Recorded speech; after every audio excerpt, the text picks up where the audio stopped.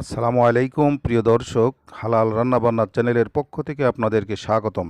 প্রিয় দর্শক, আপনাদেরকে আজকে যে রেসিপিটি আমরা করে দেখাবো সেটি হচ্ছে মুরগির পাকপাকলি এবং গিলা মেটে দিয়ে একটি মজাদার সুস্বাদু রান্না। তো প্রিয় দর্শক, আমাদের চ্যানেলটি যদি ভালো লাগে তাহলে অবশ্যই একটি সাবস্ক্রাইব করে রাখবেন এবং লাইক দিয়ে দিবেন। প্রিয় দর্শক, তাহলে চলুন আপনাদের সঙ্গে নিয়ে আজকে রান্নাবান্নাটা শুরু করা যাক। তো আসুন প্রিয় দর্শক, যারা আজকে নিঃশেষ হয়ে আমাদের খাদ্য তালিকায় নাম উঠিয়ে দিবে, নাম লেখাবে, তাদের সাথে একটু পরিচয় হয়ে নেই। তারা হচ্ছে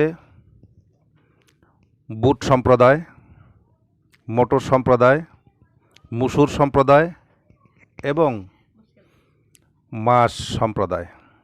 এই সমস্ত ডাল সম্প্রদায়কে আমরা একসাথে করে তারপর আজকের রেসিপিটা তৈরি করব।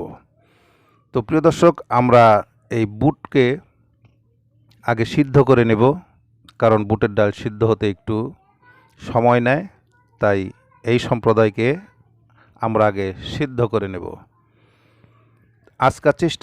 আজকে আমরা চেষ্টা করব একটা সুন্দর এবং স্বাস্থ্যসম্মত এবং খুবই সুস্বাদু মজাদার একটি রেসিপি আপনাদেরকে তৈরি করে দেখাবো। তো প্রিয় দর্শক, চলুন আমরা পরবর্তী ধাপে আমরা এখন একটি হাঁড়িতে 1 কাপ পরিমাণ ভোজ্য তেল দিয়ে নিচ্ছি।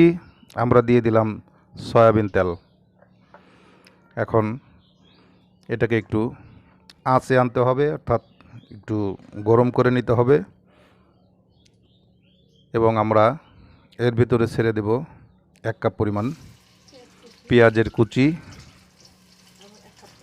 1 কাপ পরিমাণ কিউব করে কাটা পেঁয়াজ, দুটো মিক্স করে দিয়ে দিলাম।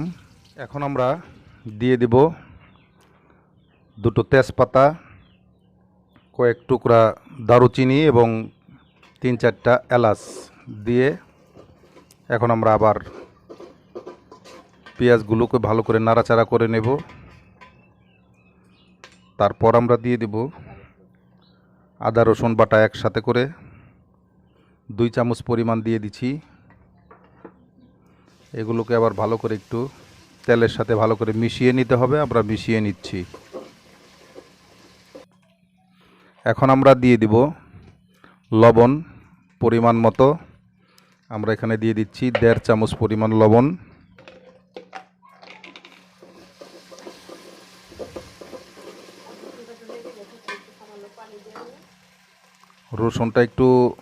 আদা রসুনটা লেগে গেছে, তাই একটু আমরা পানি দিয়ে নিচ্ছি সামান্য পরিমাণে। দিয়ে ভালো করে নেড়ে চেড়ে নিতে হবে যাতে আবার না লাগে। এই পর্যায়ে আমরা দিয়ে দিব হলুদের গুঁড়ো 1 চামচ পরিমাণ এবং মরিচের গুঁড়ো 1 চামচ পরিমাণ, আর দিয়ে দিব ধনিয়ার গুঁড়ো 1 চামচ পরিমাণ এবং 1/2 চামচ জিরার গুঁড়ো দিয়ে এগুলোকে আবার ভালো করে একটু নাড়াচাড়া করে নিতে হবে, মিশিয়ে নিতে হবে, কষায় নিতে হবে। তো প্রিয় দর্শক, আমরা এগুলো ভালো করে কষিয়ে নিচ্ছি। তো প্রিয় দর্শক, এখন আমরা দিয়ে দিব মাংসগুলো। এখানে ছিল মুরগির পাখনা, গিলা, মেটে, কলিজা, এই সকল কিছু একসাথে এখন দিয়ে দিলাম। দিয়ে এগুলোকে এখন আমরা আবার ভালো করে নাড়াচাড়া করে নিচ্ছি।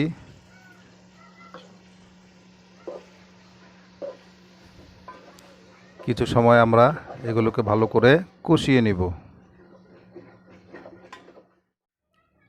প্রিয় দর্শক, আমরা ডালগুলোকে আদা সিদ্ধ করে রেখেছিলাম আর ছোলার ডালটা সিদ্ধ করে রেখেছিলাম, এগুলোকে এখন আমরা মাংসের ভিতরে দিয়ে দিলাম। এগুলোকে আমরা ভালো করে কষিয়ে নিব। এখানে 4 ধরনের ডাউল আছে, আমরা এগুলোকে দিয়ে দিলাম। তারপর ভালো করে এটাকে কষিয়ে নিব এবং ডাউলের ভিতরে এখন আমরা দিয়ে দিব চাউল। চাউলটা দিয়ে দিলাম।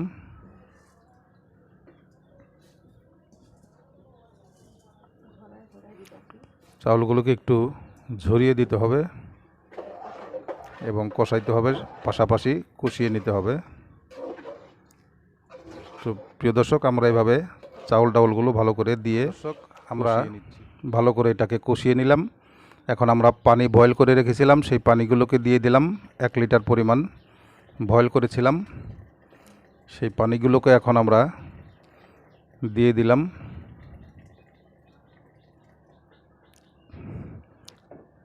প্রিয় দর্শক, তারপরে যদি লাগে আমরা পরবর্তীতে দিয়ে নেব। বয়েল পানি দিলে সুবিধে এতটুকুই, একটু তাড়াতাড়ি রান্নাটা হয়ে যায়। এটা শুধু তাড়াতাড়ি করার জন্য, ঝটপট তৈরি করার জন্য।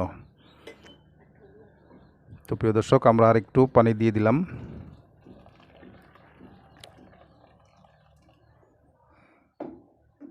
এখন আমরা দিয়ে দিচ্ছি কিউব করে কাটা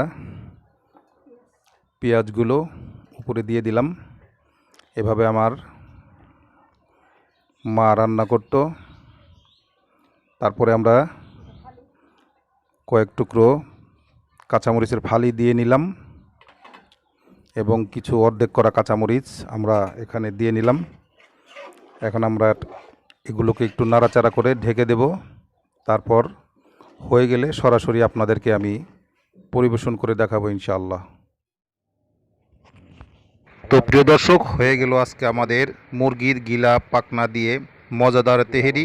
আমাদের চ্যানেলটি ভালো লাগলে অবশ্যই সাবস্ক্রাইব করবেন। সকলে ভালো থাকেন। আল্লাহ হাফেজ।